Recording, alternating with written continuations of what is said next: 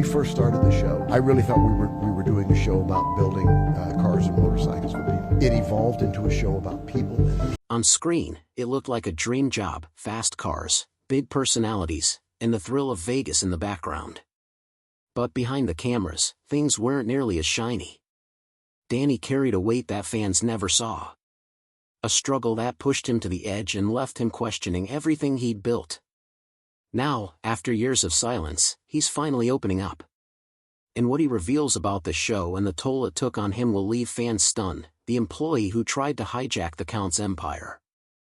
It was 2013 and Count's Kustoms was riding high. The shop had gone from being Danny the Count Koker's personal garage project to one of the most recognizable custom car shops in the country. Thanks to the success of Counting Cars on the History Channel, business was booming. Fans were flocking to Vegas to check out the shop, and the crew was busy turning rusty old rides into rolling works of art. Everything looked picture perfect on TV. But behind the scenes, something very different was brewing. That summer, a new employee named Joseph Frontier joined the team. On paper, he looked like he knew what he was doing. He was supposed to handle the company's finances, the kind of role where trust is everything.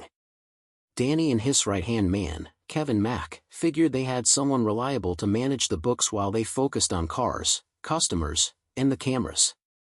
But soon, strange things started popping up in the accounts. It wasn't little stuff either. Rumors started swirling inside the shop that money was missing. Big money. Before long, the ugly truth came out. According to a lawsuit Count's Kustoms filed in March 2014, Frontier had allegedly used over $75,000 of Feshup's money for himself.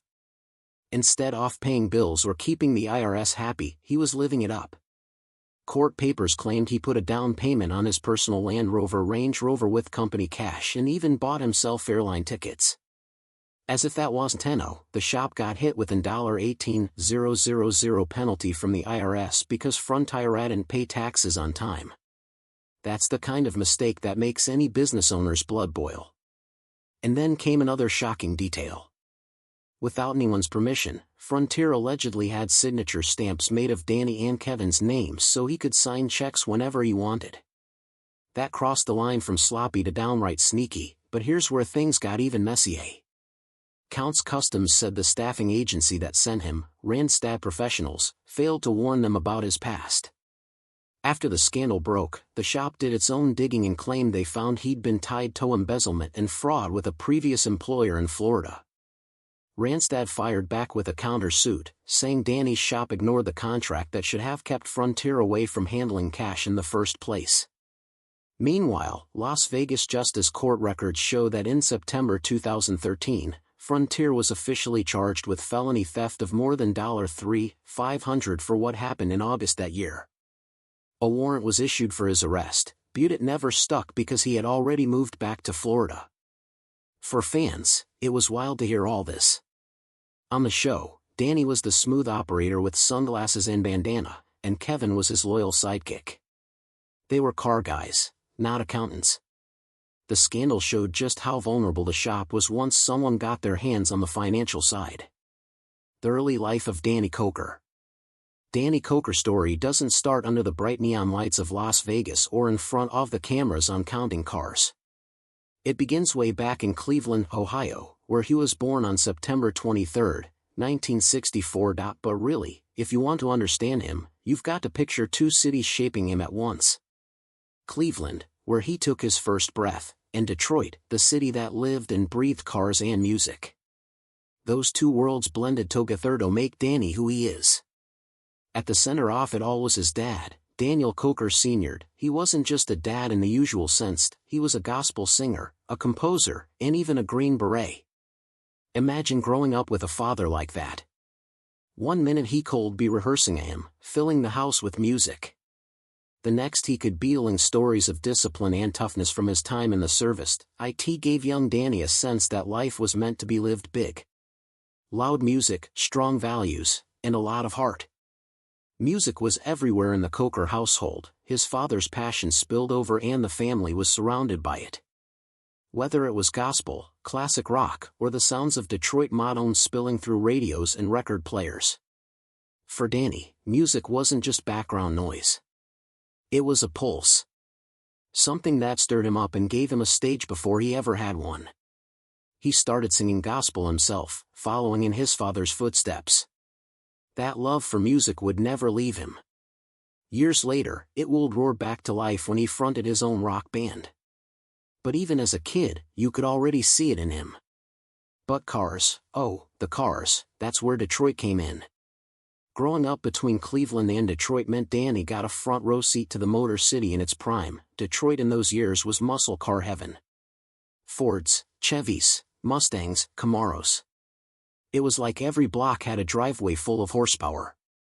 Danny's family had strong ties to the Ford Motor Company. So, the auto world wasn't something distant. It was part of dinner table talk, part of everyday life. While other kids might have been playing ball, Danny was the type to get his hands dirty under the hood. He wasn't trained in some fancy school, he taught himself piece by piece, bolt by bolt, learning how machines worked and how to bring them back to life.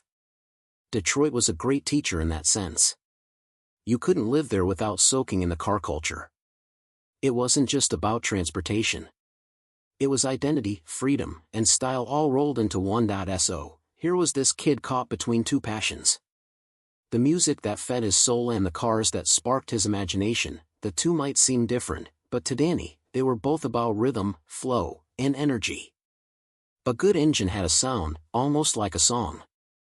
A strong voice could move people the same way a roaring motor could. And from those early days in Cleveland and Detroit, Danny carried both loves with him, shaping the man the world would later know as the Count. Before the cars, there was the Count. Before he was the Count, surrounded by gleaming hot rods in Las Vegas, Danny Koker had another life. One that was just as loud, but in a very different way. Back in the late 1980s and early 1990s, Las Vegas had its own quirky little TV station, KFBT. It wasn't some giant network. It was family-owned. And one of the families that had a hand in it was the Kokers. That gave Danny something most people never get, his own stage to try out an idea. And what an idea it was. Danny stepped into the role of Count Coolrider, a kind of vampire meets rocker character who introduced old B-grade horror movies every week on a show called Saturday Fright at the Movies. Think late-night TV, cheesy special effects, Danny in a cape or dramaticatop, and the kind of movies that were so bad they were actually good. He wasn't just playing a host. He was building a persona, one that was larger than life and unforgettable for local viewers. What made Count Coolrider fun was how Danny leaned into it. He wasn't mocking the horror films, he was celebrating them. He had the energy of a rock star with his trademark leather shades and dramatic flair. Audiences in Vegas tuned in not just for the movies, but to see what Danny would say or do next. For people who lived in the city back then, the show became a weekend ritual. That's how his nickname, the Count, really stuck. It wasn't a branding gimmick. It was born out of late-night campy horror. What began as a father and son passion project slowly transformed into one of the nation's best-known custom hot rod and motorcycle shops. Danny added his own touch to the story, too. He's always claimed the shop is haunted. And if you ask him about it, he'll tell you stories of tools moving in their own or strange shadows late at night. Whether you believe him or not, the ghostly rumors gave the shop a mythos, adding to its larger-than-life feel. For customers, it wasn't just a place to get a paint job or a rebuild. It was a place with soul, history, and maybe even a few spirits hanging around. Then came the TV cameras. Danny had already popped up as an expert in Pawn Stars, where his knowledge and personality made him a fan favorite. It wasn't long before the History Channel gave him his own show, Counting Cars, which pulled viewers right into the daily action at Count's Kustoms. The shop, once a hidden gem in Vegas, was suddenly a household name. Fans across the country tuned in to see Danny and his crew transform classic rides into jaw-dropping customs, while Dai's larger-than-life personality sealed the deal, and Danny didn't stop with the shop. As the Count's brand grew, he expanded into other ventures that showed off his passions. There's Count's Tattoo Company inside the Rio Hotel and Casino, Count's Vamped, a rock and roll bar and concert venue in Vegas, and even a museum that showcases his incredible collection of cars and bikes. On top of that, Danny fronts his own hard rock band, Count 77, blending his love for music with the persona that made him famous. the show that made Count's Kustoms famous. When Counting Cars first hit the History Channel on August 13, 2012, no one knew it was about to blow up into one of the network's biggest hits. The idea was simple enough. Cameras following Danny the Count Koker and his crew at Count's Kustoms in Las Vegas. But there was something about it that clicked right away. Maybe it was the mix of roaring engines, Danny's big personality, or just the fun of seeing beat-up rides turn into showstoppers. Either way, fans tuned in, and the show found its lane almost instantly. The cast was a huge part of why people stuck around. Danny might have been the face, but he wasn't working alone. Kevin, Danny's right-hand man, often tried to keep the business side of things under control. No easy job when Danny had a habit of saying yes to wild projects on a whim. Ryan, the tattooed painter with a creative streak, turned plain cars into rolling works of art. Raleigh, the lovable detail guy with his heavy accent, brought comic relief while polishing cars to perfection. And then there was Horny Mike, the helmet-wearing off-the-wall character who lived to stand out. Together, they weren't just co-workers. They were like a rock band of mechanics, each with their own role, personality, and fan base. Pretty soon, fans weren't just watching for the cars. They were watching for the people. Viewers got hooked on Kevin trying to keep Danny grounded, Ryan pulling all-nighters to finish a paint job, or Mike showing up with some outrageous idea that probably made the others shake their heads. It felt less like a car show and more like hanging out with a quirky Vegas family, but with popularity came controversy. As the episodes rolled out, some critics and viewers started questioning just how real the show was. The negotiation scenes where Danny would supposedly bump into someone with a cool car and make an on-the-spot offer felt a little too neato-some. Could Danny really just drive around Vegas, knock on a stranger's door, and walk away with a classic car? Rumors swirled that many of these moments were staged or at least set up ahead of time. Fans debated online. Was it scripted or was it just TV magic smoothing out the rough edges? Danny, of course, brushed most of that off. Whether or not every moment was spontaneous, the transformations were real, the cars were real, and the passion was definitely real. The crew at Count's Kustoms kept working late nights turning rust buckets into showpieces, and the cameras kept rolling. The more the show grew, the more it boosted everything connected to Danny.